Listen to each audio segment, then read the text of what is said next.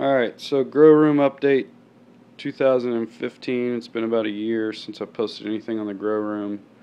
I'll start on the outside. So I've actually got an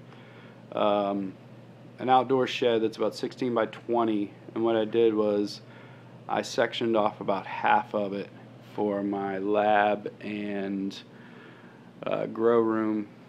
So the lab is, I want to say, 8 feet long by, or no, 10 feet long by 5 feet wide, which is in my other videos, but I'll show you here quickly. So that's that guy there. I've got a door leading into the grow room, if need be. That way, once I make my bags, if I want to go straight into the grow room, I can. But I actually let them incubate in this room, which is a little warmer.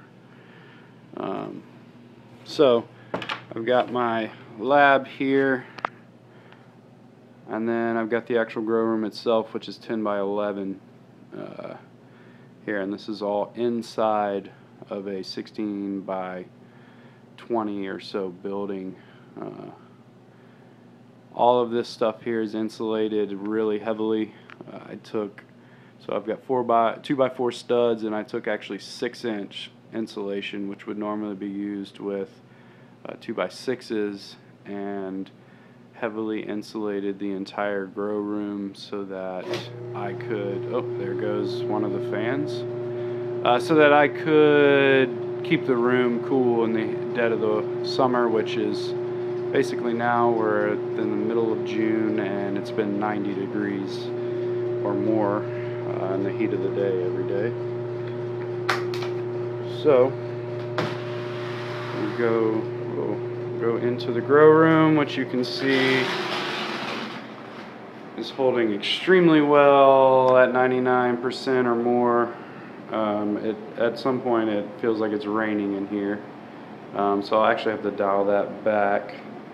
But you can see I've got the humidifier going. It's a Rubbermaid tub.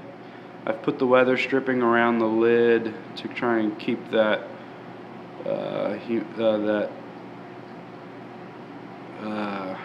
fog from kind of coming out the edge of the tub there and actually coming out of where I want it. So I've got just a cheap Walmart fan, because these things take a beating, blowing into the bucket there, and it's pushing the air out. And on the inside I've just got a regular pond fogger, basically. You can see the LEDs, and it's I think it's a 5-head pond fogger. I've got it on a timer right now. I'll be putting it on a humidistat in the next couple of days. That way I can keep the humidity around 95, but also let it evaporate, which triggers pinning. So I'll keep it between 85 and 95. So once it drops below 85, it'll kick on, because again, the evaporation will trigger pinning here in the grow room. So there's the lab entrance. The lab is through that door there.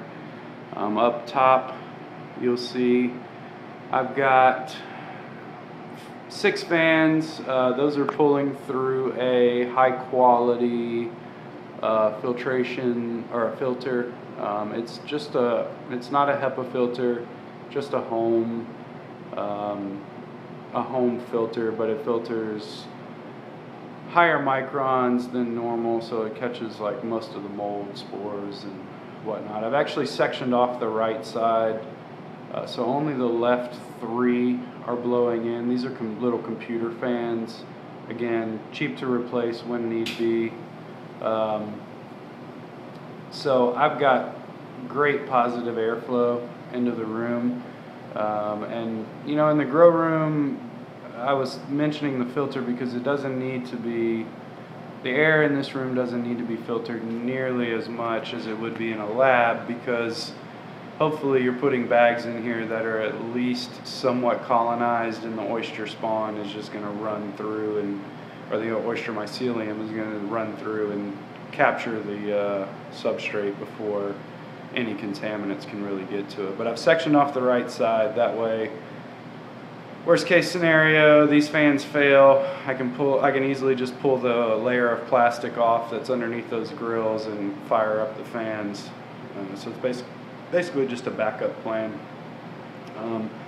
Before, I had the left side blowing air in and the right side pulling air out, but that was just pushing air into my metal building and creating all kind of issues in there, because it was wanting to mold on all the 2x4s, and so I was just kind of working against myself there. So that's only blowing air in. I upgraded with the 400 CFM Hydrofarm inline fan there. That is blowing directly out of the building. On the outside of the building, I've got a dryer vent that opens with the pressure of the air blowing out and closes with a gasket on the outside when there's no air to force it open. You can buy those things online. There's a couple different brands, but that in itself has made a huge difference, not only in the grow room but also in the building that I'm growing within, so I don't have all the moisture going outside or going out into the other room. So here you can see I've got a mister setup that is on a water hose spigot. I've been cleaning in here, so forgive the mess. But that's on a timer. It runs, let's see, 75 minutes a day, 3 times a day. And what that does is the misters, this is just an outdoor patio mister from my local hardware store that's used to cool a patio area down. It goes into this 4-inch tubing. I'll show you from the back side.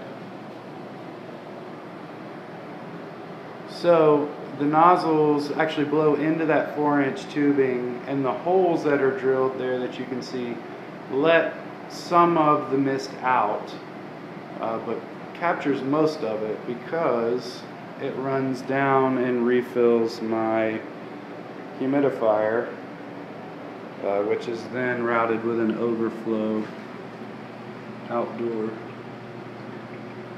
which you can see there.